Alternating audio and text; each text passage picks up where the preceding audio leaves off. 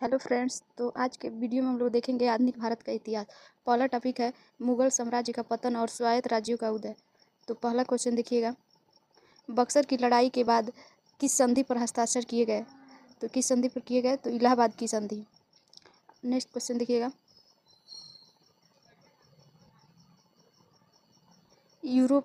यूरोपीय वाणिज्य कंपनियों का भारत आगमन।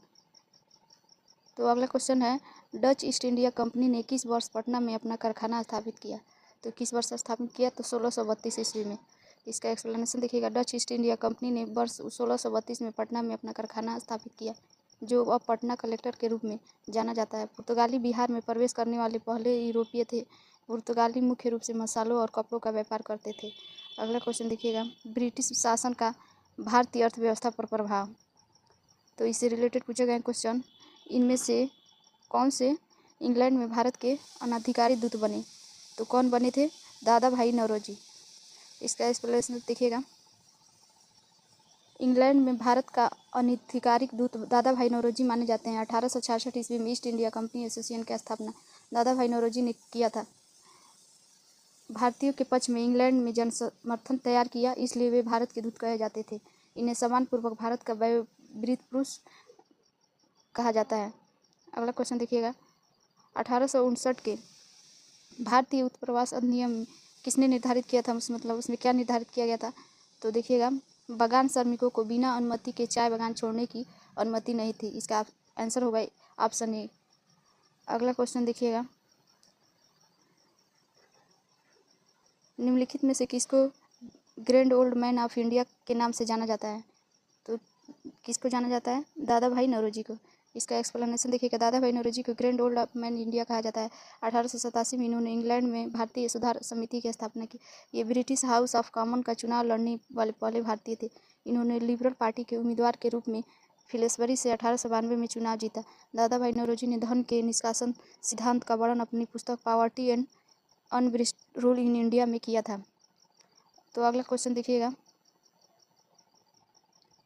निम्नलिखित में से ब्रिटिश शासन के दौरान भारतवर्ष के अंतर्गत निर्वनीकरण क्या मुख्य कारण क्या था?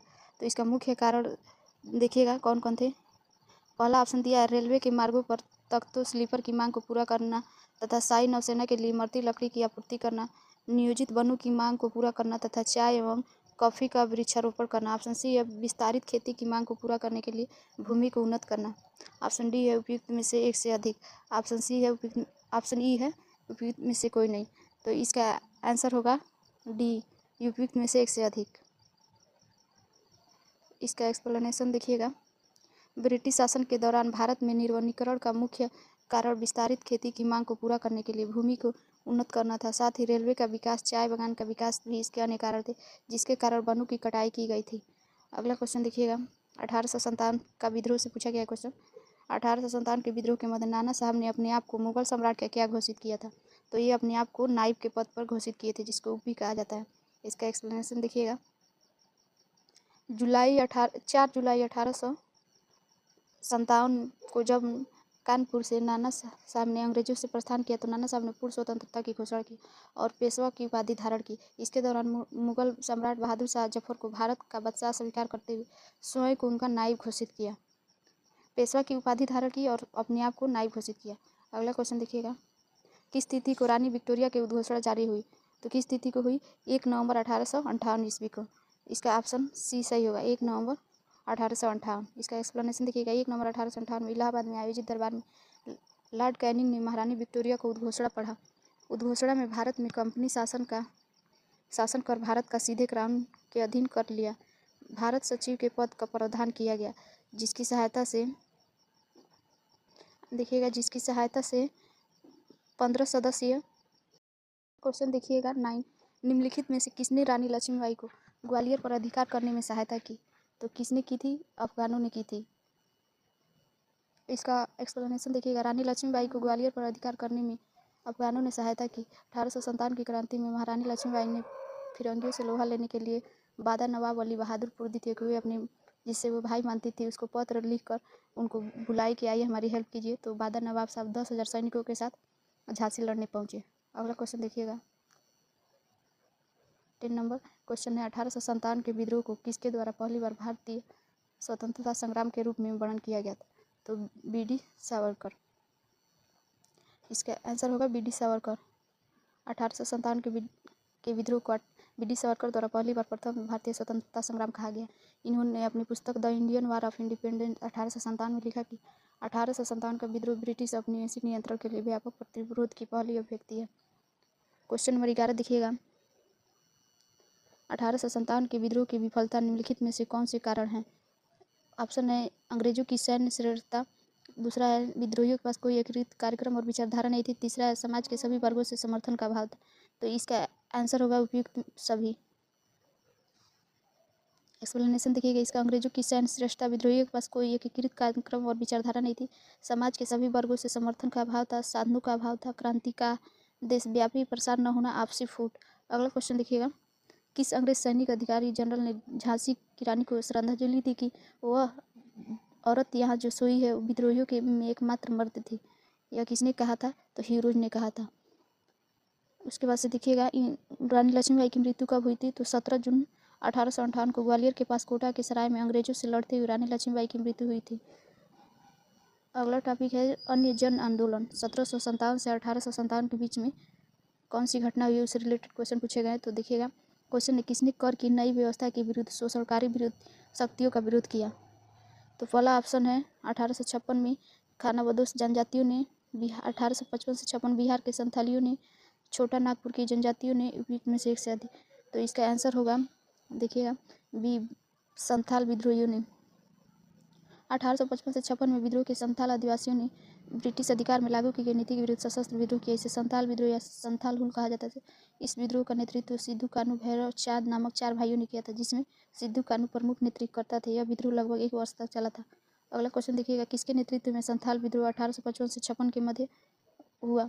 तो किसकी उपयुक्त व्याख्या देखें सिद्धू और कानू के। इसमें से ऑप्शन ए है राजकुमार शुक्ल, एस.एन. सिन्हा, सहजानंद सरस्वती, उपयुक्त में से एक से अधिक, और उपयुक्त में से कोई नहीं। तो इसका आंसर होगा उपयुक्त में से कोई नहीं। अगला क्वेश्चन देखिएगा। बंकिम चंद्र चटर्जी का उपन्यास आनंद मठ में किस विद्रोह का उल्लेख है? तो किसका है? सन्यासी विद्रोह का है।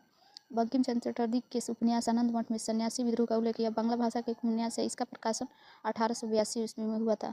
तो आनंद मठ का प्रकाशन कब हुआ था? तो 1882 ईस्वी में। अगला क्वेश्चन देखिए। बंकिम चंद्र चटर्जी के आनंद मठ में विद्रोह का उल्लेख किस में है? तो सन्यासी में है। और अगला क्वेश्चन इसका देखिएगा 17 नंबर। बंकिम चंद्र चटर्जी के उपन्यास आनंद मठ प्रकाशित किया गया था। देखिए फिर से रिपीट किया ये क्वेश्चन TRE 3 के प्राइमरी एग्जाम में, जो री एग्जाम हुआ था उसमें। तो इसका ऑप्शन होगा बी 1882 ईस्वी। अगला क्वेश्चन देखिएगा। निम्नलिखित में से कौन सी घटना सबसे पहले हुई? तो कौन सी घटना सबसे पहले हुई? ऑप्शन ए संथाल विद्रोह, ऑप्शन बी है बिरसा मुंडा का विद्रोह, सी है ताना भगत आंदोलन, ऑप्शन डी है उपयुक्त में से एक से अधिक, ऑप्शन ई है उपयुक्त में से कोई नहीं। तो सबसे पहले घटना कौन सा हुआ था? तो संथाल विद्रोह 30 जून 1855 को हुआ था। इसके नेता कौन थे? तो सिद्धू और कान्हू थे। बिरसा मुंडा का विद्रोह कब हुआ था? तो 1855 से 1900 में हुआ था। यह झारखंड के छोटा नागपुर में हुआ था। इसे मुंडा उगलान विद्रोह भी कहते हैं। और ताना भगत आंदोलन कब हुआ था? तो ये हुआ था 1914 से 20 में। ये भी झारखंड के छोटा नागपुर में हुआ था। इसके नेता जतरा उराव थे। तो ताना भगत आंदोलन के नेता कौन थे? जो जतरा उराव थे। आगे देखिएगा। ताना भगत आंदोलन संबंधित है, तो ये किससे संबंधित है? तो आदिवासी आंदोलन से संबंधित है। यह आंदोलन अप्रैल 1914 से 1919 के तक चला। यह बिहार, जो वर्तमान झारखंड राज्य के छोटा नागपुर पठार में जतरा भगत और तुसिया भगत द्वारा किया गया था।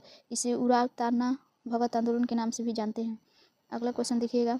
कौन सा विद्रोह आंदोलन लंबी दाढ़ी रखने पर कर लगाए जाने के कारण हुआ था? तो बहावी आंदोलन। बहावी आंदोलन विद्रोह लंबी दाढ़ी रखने पर कर लगाए जाने के कारण हुआ। यह आंदोलन 1831 ईस्वी में था। इसके नेता सर सैयद अहमद थे।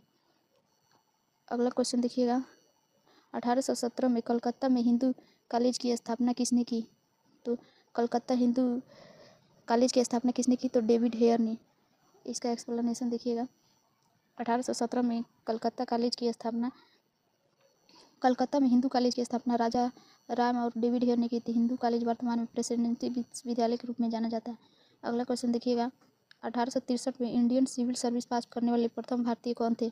तो ये कौन थे? सत्येंद्र नाथ ठाकुर।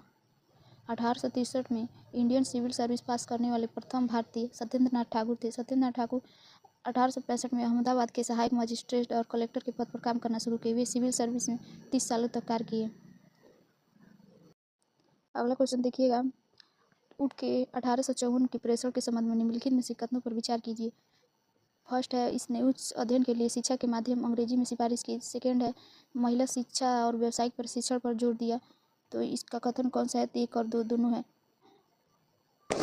उठ के 1854 के प्रेषण में संबंध में सिफारिशें निम्न है। इसने उच्च अध्ययन के लिए शिक्षा का माध्यम के रूप में अंग्रेजी की सिफारिश की। विद्यालय स्तर पर शिक्षा का माध्यम देशी बनाए रखने के सुझाव दिए। प्रत्येक प्रांत में एक लोक शिक्षा के विभाग की स्थापना की।